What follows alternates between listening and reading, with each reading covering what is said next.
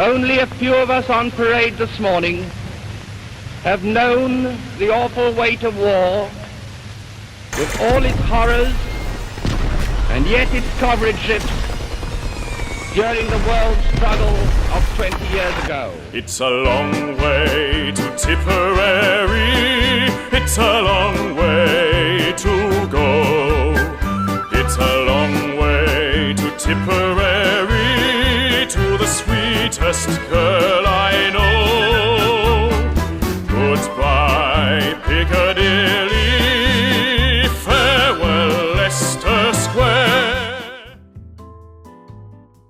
Even though the Entente had lost the Weltkrieg, in Canada spirits were relatively high. They'd fought bravely until the end, and unlike the French, they didn't have to pay reparations to the Germans. All things considered, the Empire had gotten a pretty good deal, but unfortunately the UK was nearing bankruptcy, the war in Ireland wasn't really going well, and overall it was a bit of a mess. But Canada would be spared the effects of that mess until 1925, when a little over 1 million British exiles would flee to Canada after the end of the British Revolution. After the exiles arrived, Canadian Prime Minister Mackenzie King didn't really want to let the exile government replace the Canadian government, so in order to deal with this little problem, the office of Governor-General was abolished and King George V took full control of both the exile government and the Canadian government. This absolutist rule would prove to be a temporary measure that was only used to quickly merge the British and Canadian militaries. After the merger of the militaries and the formal proclamation of the Kingdom of Canada, King George V gave up his absolute power and turned Canada into a confederal parliamentary monarchy. To make sure that everyone was happy, the King decided that Parliament would be made up of a British-led House of Commons and a Canadian-led Senate. This political system was very convoluted and very confusing, but fortunately for King George, it worked well enough for him to not have to worry about it until 1936 when he died. King George's death saw his eldest son Edward be crowned king, and while many in government didn't really like the new king due to his uncompromising nature in governmental matters, he was incredibly popular amongst the veterans of the Weltkrieg, the British exiles, the Canadian population, and even the Quebecois. Unfortunately for Edward, his popularity wouldn't be enough to stop the complete economic collapse that came about thanks to Black Monday. And on top of that, the upcoming elections made many liberal politicians start to slander the king in order to discredit him and any party he may have supported. Not to mention that the Quebecois decided that they wanted to be a bit rebellious following King George's death. While a lesser king would have probably abdicated or called for martial law, Edward decided that in order to prove his worth, he'd solve Canada's problems one by one, starting with the economy.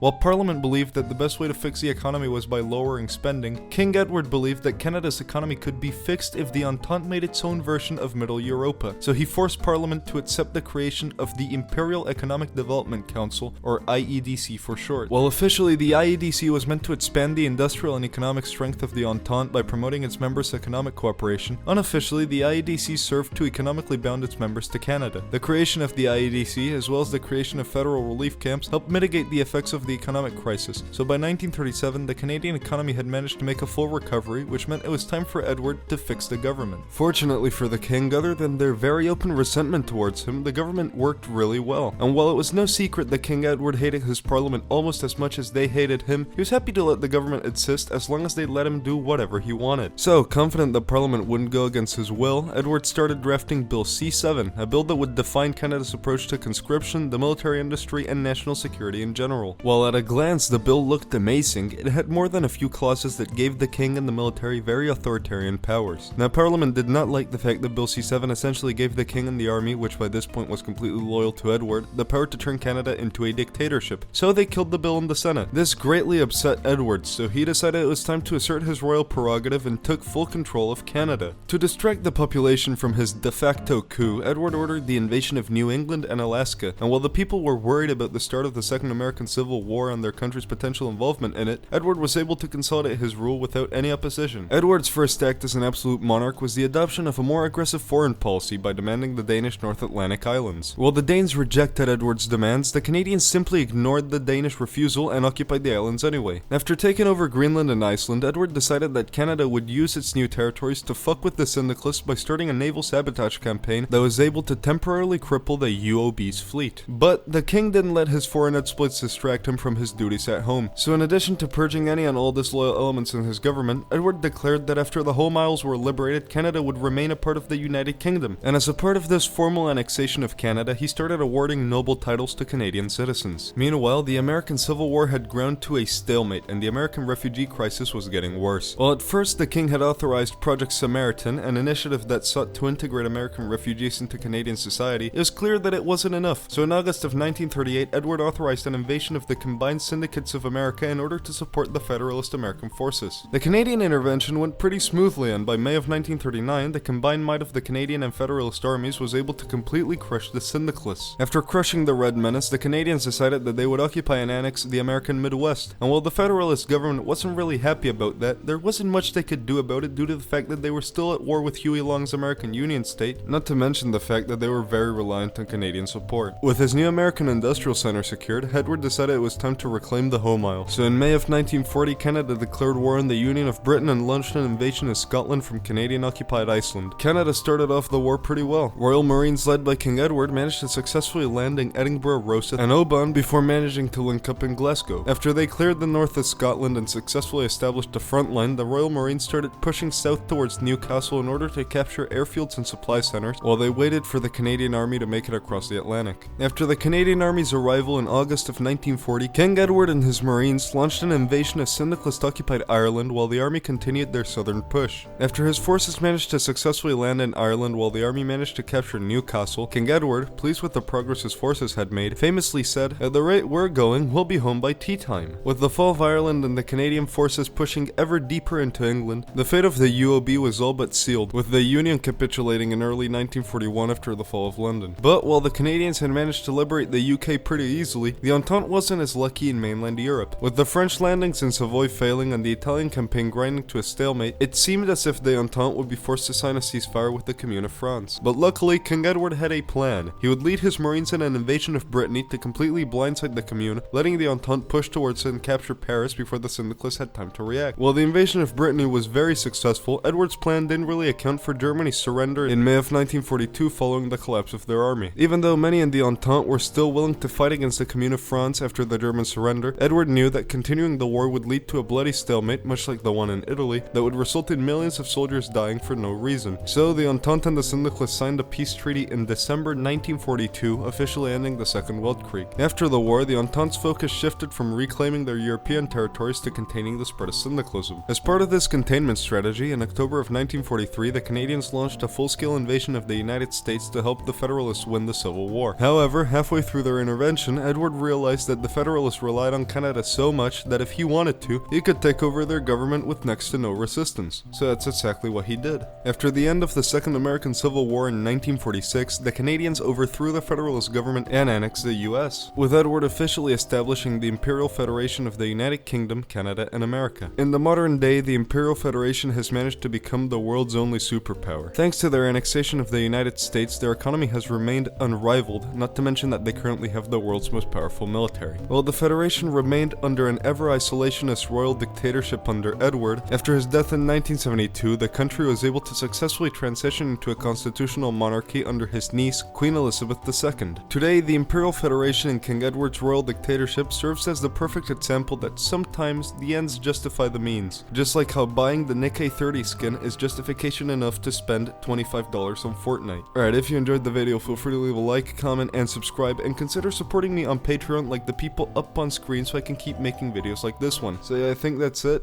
Expect at least one video a month. Remember to always drink and drive, and I will see you all in the next one. Roll the horror.